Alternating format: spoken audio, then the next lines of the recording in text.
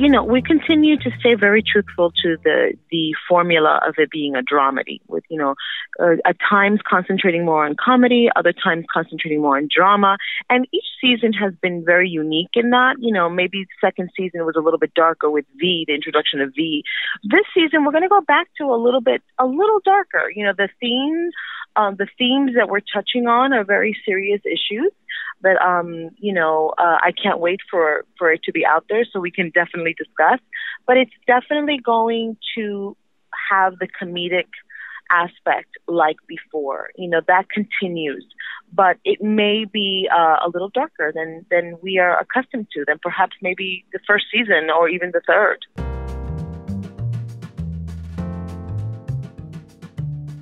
We're going to see the tribe split, It's not necessarily so much maybe sticking to one. We're going to see the divide within. And Gloria right now, she has her hands full. She's juggling a couple of things. The issues with her son and her struggle to maintain motherhood from inside the prison is still something that she's fighting with.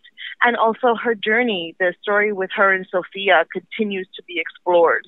So right now, Gloria, although there's a lot happening within the prison, she has her hands full with other issues that for her are more important.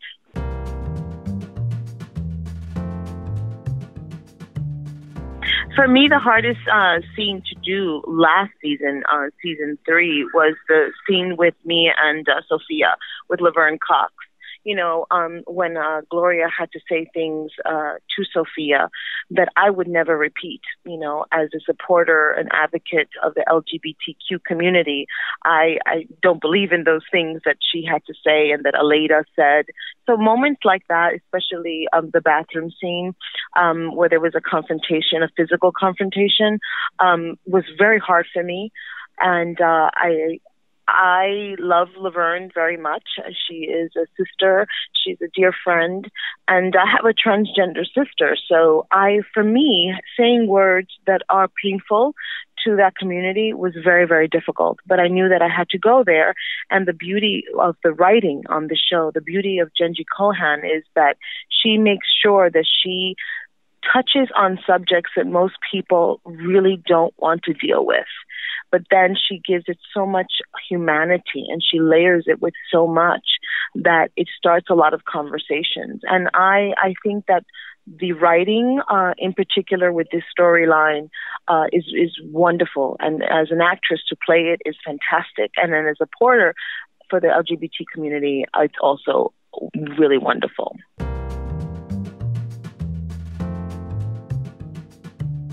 I think that the people are more open to it, and I know that has happened in the last 3 years, and it's not a coincidence that that's the time that, Orange is the New Black has been in existence. So I think that we have had an impact on the industry. Is it enough of an impact? I'm not too sure yet. I don't think that I am seeing so many shows really embracing the different type of woman that we do on our show, that Netflix does. Netflix, not only Orange is the New Black, but on Netflix too, we have another show that, their leads, two of their leads, Frankie and Grace, are women over 70. You know what I mean? So we're dealing with ageism also. We're showing that women can continue to be powerful, sexy, smart at every age, every, background, every size. So one of the things that I would like, hopefully, for the industry to do, especially the movie industry, the big screen, is to really embrace that telling different stories about different people is a good thing, and people will tune in. You will make money. It's a proof with our show. Orange is the New Black, the success of it is because people can finally relate to someone. They can finally see someone. We have a cast of so many different people, and there's someone for everyone to relate to.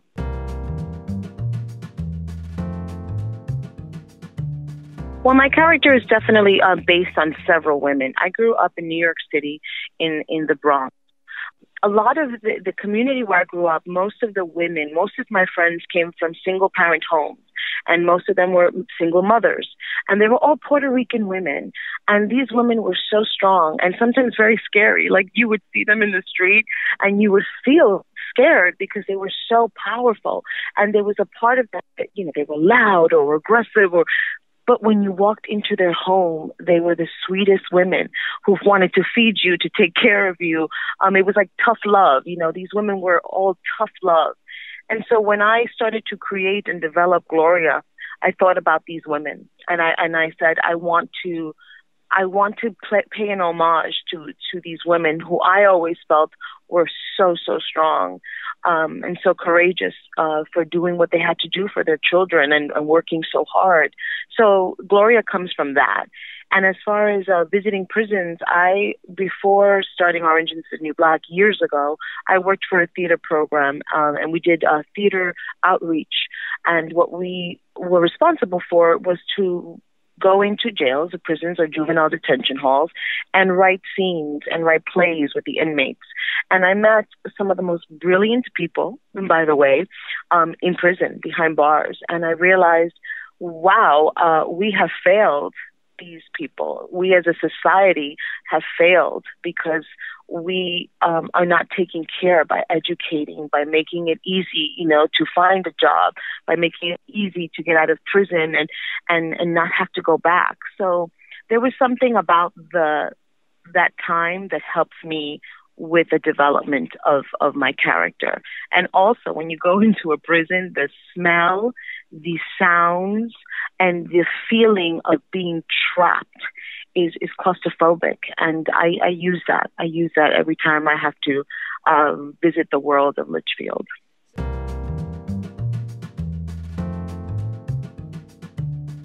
It's a federal prison, right? So it's not like max and things like that. So yes, I have met women also from the Women's Prison Association.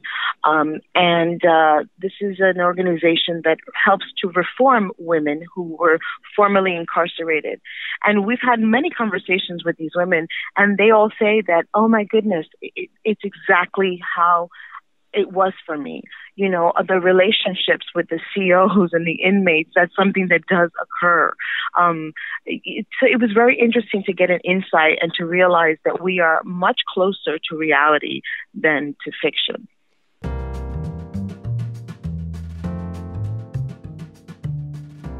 Now it's about this world, you know.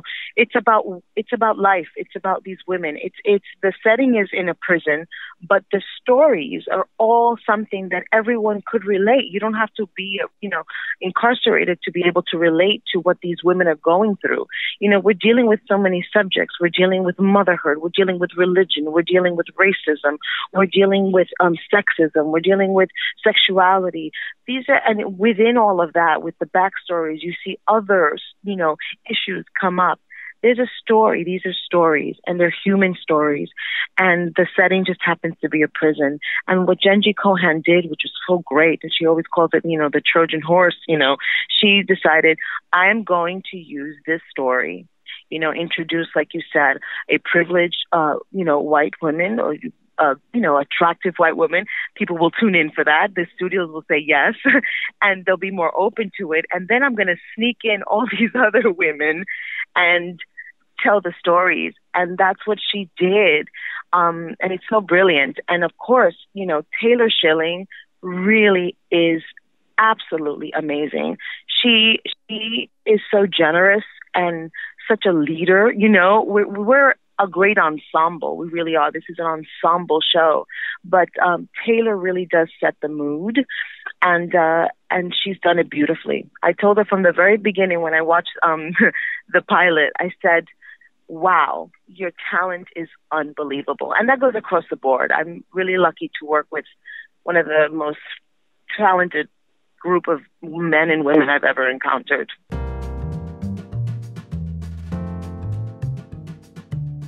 Yes, most women behind the scenes too. You know, we have a lot of women behind the scenes, and that also creates a wonderful sisterhood. You know, we really do band together.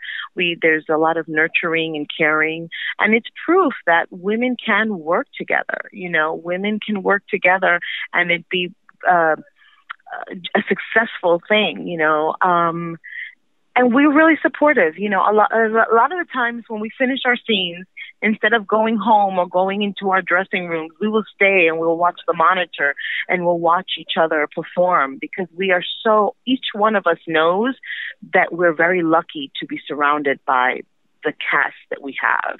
And the men in our show, they're brilliant too, and it takes a very strong man to be around a lot of women.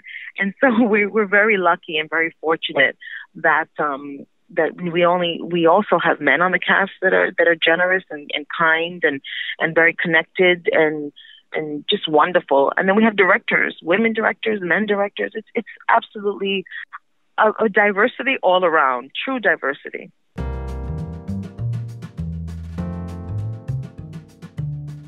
At this point, going into season 5, I love Gloria. I can't see myself playing anyone else, and I can't see anyone in my cast playing anyone else, because everyone's perfect for their roles.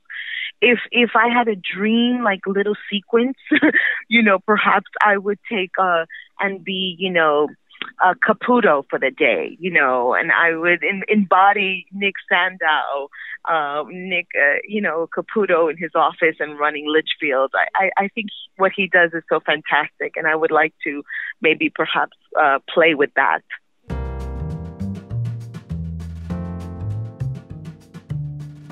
Yeah, for me, in particular, because of the development of my character, season 3 for me was my favorite, because I really, as an actor, got to go places that, actors would want to go, and feel challenged and really give many levels and of your character. So for me, season 3 was very, very special. It's definitely my favorite season from my own storyline and as an artist. And also, I think season 2 is also quite fun. I had a lot of fun playing with Lorraine Toussaint and Kate Mulgrew. And so, yeah, those are powerhouse women, and I really had such an amazing time playing with them. Anytime I'm with Kate, it's a treat. So I hope I get to play with her a lot more for many seasons to come.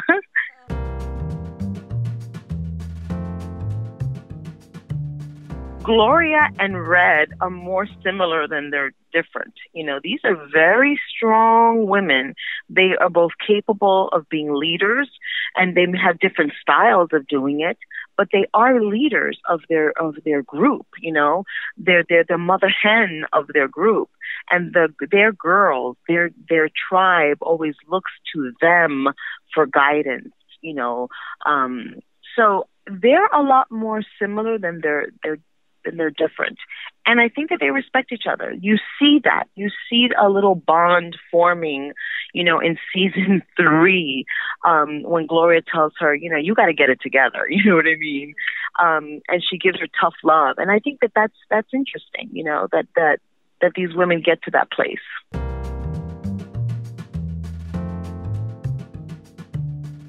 It takes 6 months. We shoot for 6 months.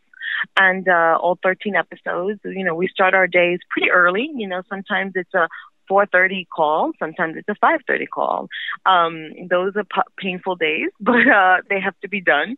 And a normal, day, sometimes I go in and I'm done within 4 hours. And sometimes I go in and, of course, it's a much longer 12-hour day, 18-hour day. We did have one scene in particular this season that you will see that took us about 23 hours. And we worked and we loved it. And even though it was long, I have to tell you, we were all in such good spirits, because we're all so happy to be where we are. We're all so thankful. We understand that this is not the norm to work in a situation where you are so fortunate to be surrounded by so many loving, caring, and talented people. And also to have the support of Netflix. We have Netflix people coming all the time, executives coming to visit the set, and it's never scary. It's never like, oh, the boss is here. It's very relaxed, because we know that they want us to be good. They want us to succeed. And so, it really is such a lovely environment that they're spoiling us I don't know how we're going to work outside of this world that they've created.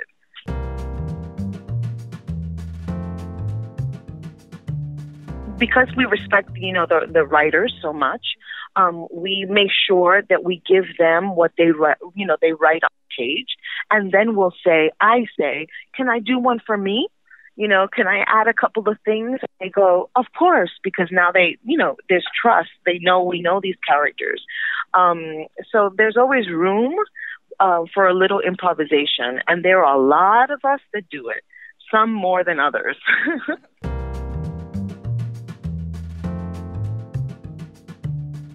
Oh my goodness. Well, the craziest thing that we've done is getting into a lake, in like October, November. That was crazy.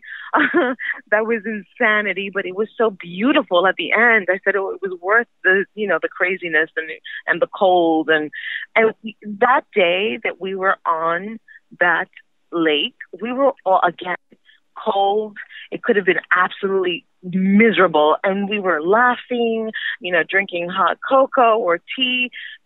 We made it fun. It felt like camp. It felt like going away on a vacation with your friends. But for me, and oh my God, Connie Shulman is going to kill me because I'm going to share this, but Yoga Jones, one day we're walking back indoors, and there was a rock, not a rock, it was a root of a tree that was sticking out. And I don't know how this happened, but she managed to get her pants caught in that root and walked away. And, we got to see a little bit too much of Connie that day.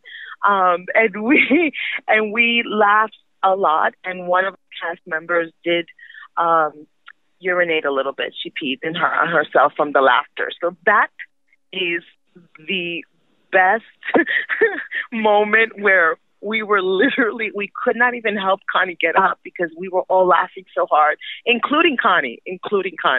So, that's what we do. We just laugh. We have a good time. We support each other. And we know that we are absolutely very lucky to be part of such a phenomenon.